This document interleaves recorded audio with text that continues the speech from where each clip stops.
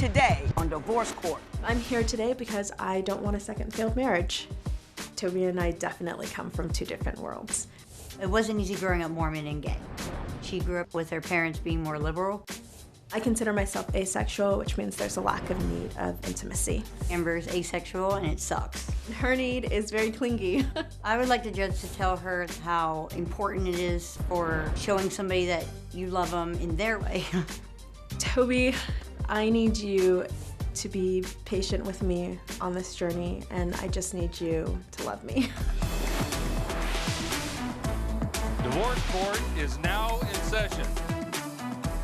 Good day, ladies and gentlemen. I'm here today with Amber Cummings and Tobi Tobias. The two of you have been together for 3 years. You are contemplating marriage, but you're not quite sure it's the thing to do. So you've come here for my advice. You filled out my compatibility test. You gave me a license with permission to tear it up. Should I find your union ill-advised? Ms. Cummings, I'm going to start with you. Why don't you tell me a little bit about your relationship and why you love her, but you're not quite sure this thing should happen. So a little background of how Tobi and I met. We actually met in Utah during Gay Pride. Mm-hmm. I was a drag performer the night of Gay Pride, and she came into the bar that I was working at. Mm-hmm. I don't actually remember this night because I was a little drunk, but she filled me in the next day when we re-met. When we re-met at the actual Gay Pride celebration. Unfortunately, when we met, I was in an in-home separation with my 2 kids. We just kind of were friends, and we became best friends. We would spend all our time together. She would come over, and she actually kind of saw the ending of my relationship. And during the ending of my relationship, unfortunately, a lot of the fights were happening in front of the kids. Oof. And she would save my kids from the mess that I was happening making. at the house. Yeah. We found an agreement that allowed my ex to move out and for her to take over the lease with me. And I had to send my kids off so that we could work to make an actual home and try and get something that could be afforded for us. And through that, she was with me. I was working 9 a.m. to 3 a.m. By August, I had to tell her that it was too much. I didn't have my kids with me. It didn't look like I was gonna get stable, even with her help. And my parents actually, my family members invited me to stay with them to get back on my feet. And I had to let her know that. Her response was simply, "When do we leave?" Wow. Yeah. I mean, when nothing else was going on, she showed up and didn't consider herself, wasn't concerned about herself. She was concerned about you. You looking good over there. You looking very, very good. Thank you. I assume that is the way you remember it as well, for the most part. So. What made you so comfortable, willing, and able to give up your life where you were living so you could move with her? What about her or the situation made you comfortable in doing that? From the moment I met her, she was just this gorgeous woman. She was beautiful. It was a different connection with her than anybody else I've ever been with. And it was more sincere, it was more like promising that there's a future. And even at the early ages of our dating.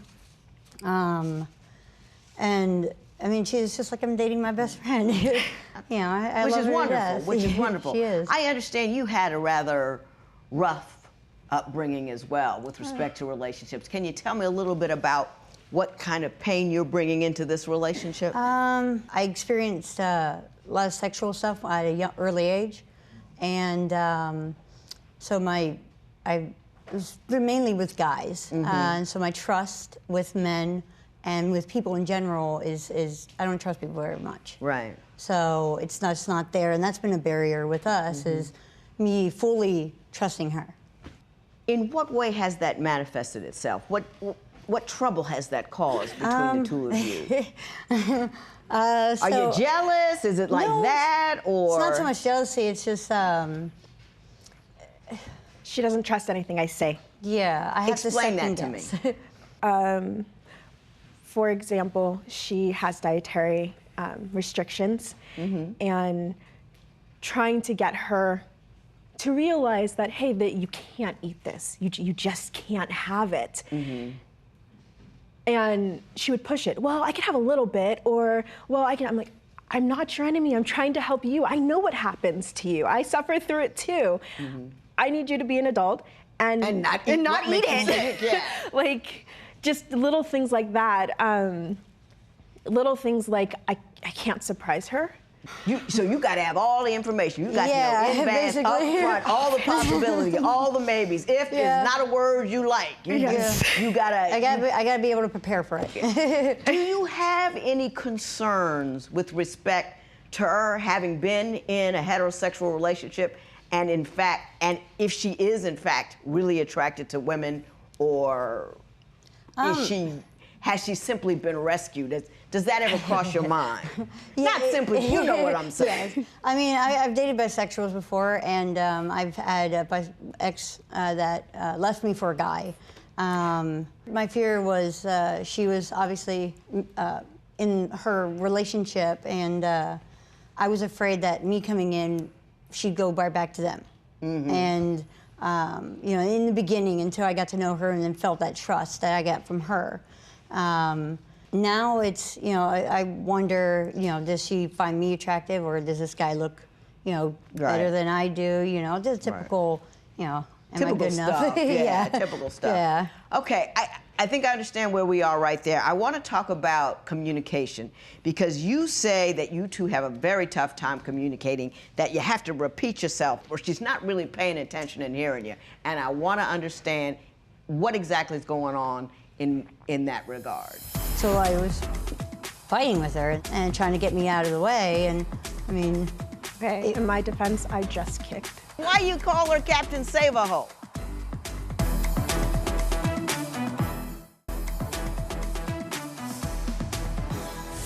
So, Ms. Cummings, tell me what problems you have in the communication department.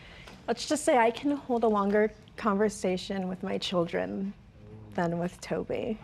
Short attention span? If a squirrel would have run past, she would go follow it.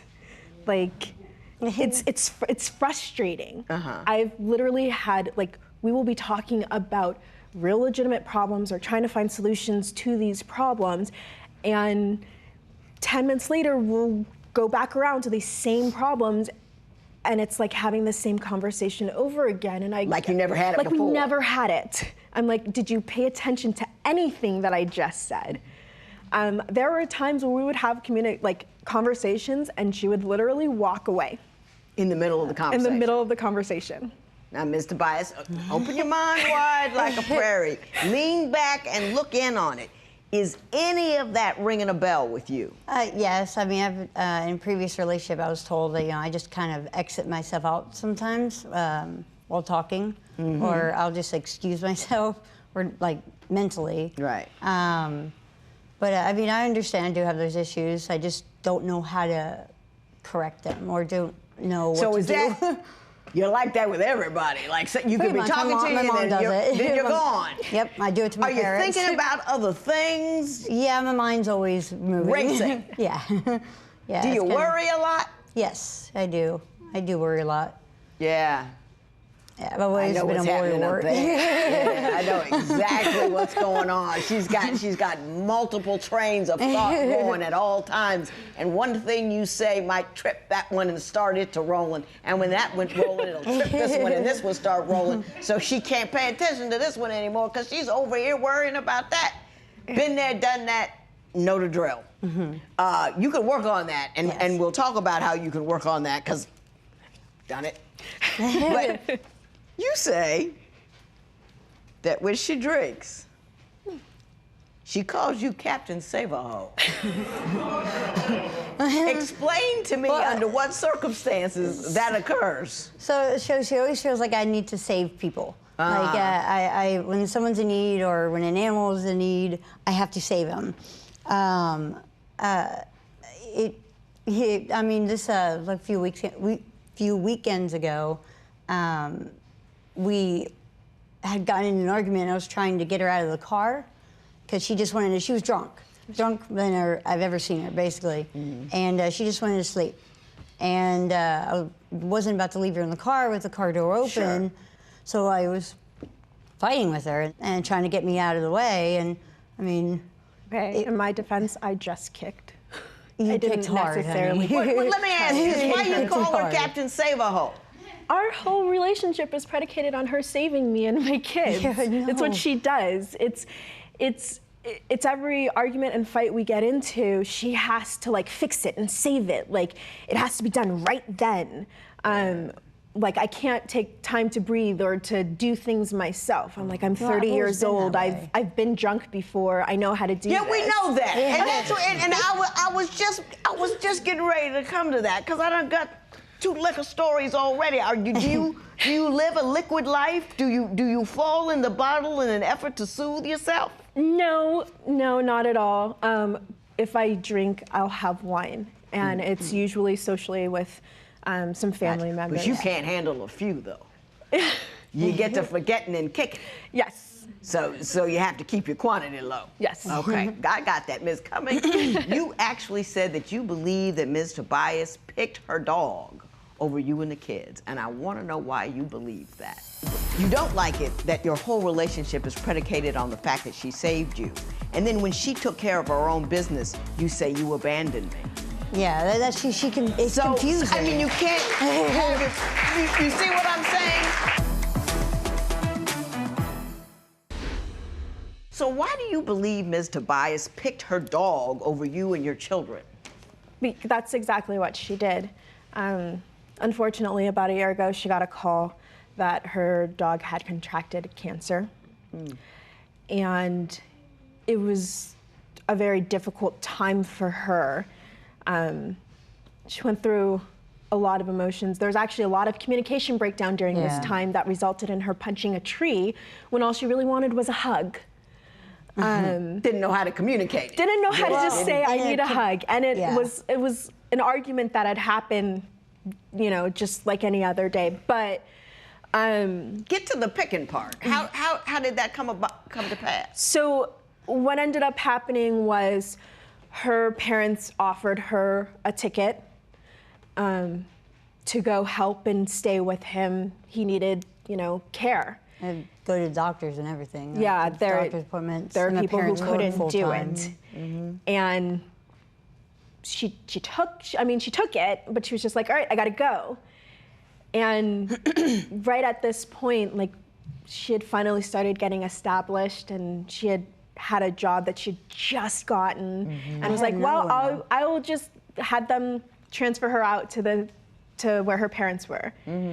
And she was all set and ready, and just, okay, I have to go take care of him. And I was like, but what about us? Like, how do you? And then, like, I let her go because I knew she needed it, and I let her go, you know, without really telling her, like, you literally just abandoned us. Ms. Tobias, how long did you leave for? I left towards the end of November till beginning of March or mid-March. So it wasn't very long, but I mean, I gave her, it was about a month before I actually left.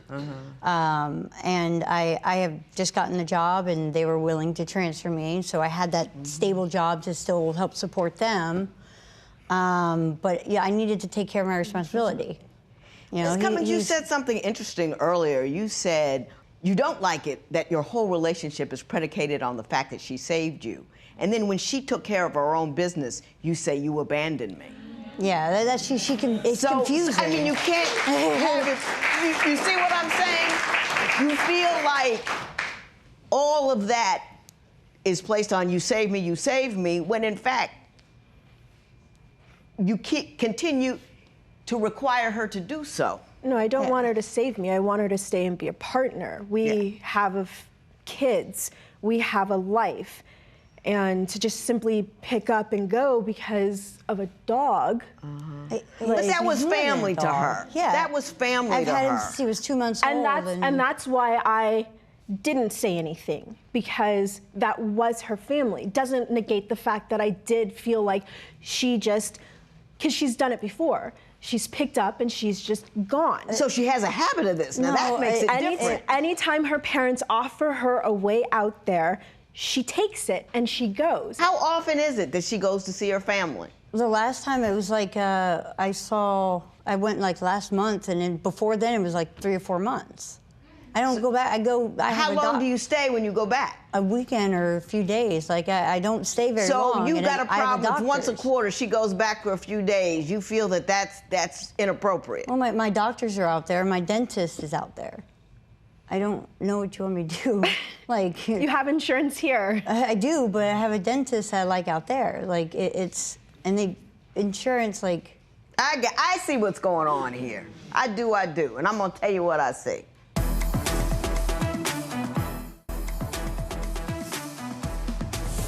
I think you're a nice couple, and you're both a little bit right and you're both a little bit wrong. You need to understand who you're dealing with over there. She got a glitch.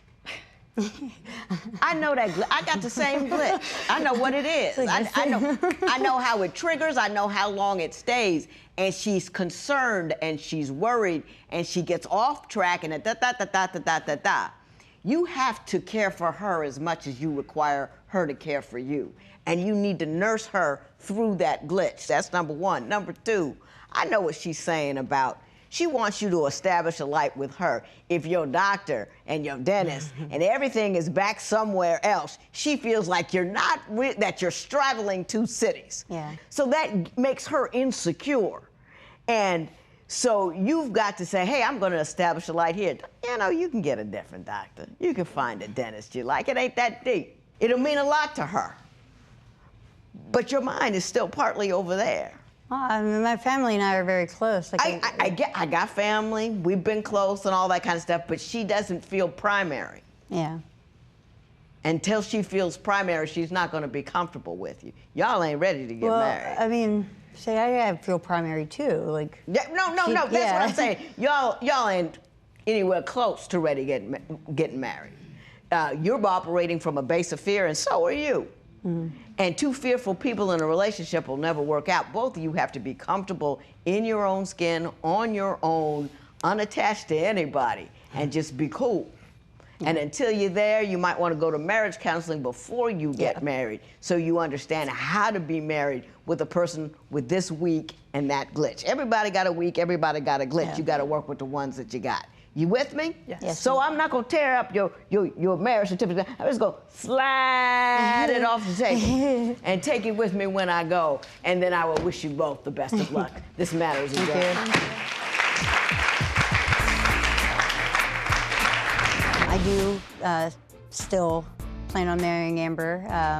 She's the love of my life. I wouldn't want anybody else but her. I have 2 beautiful children.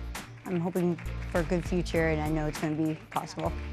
After I work on myself, I believe that Tobi and I will do much better together.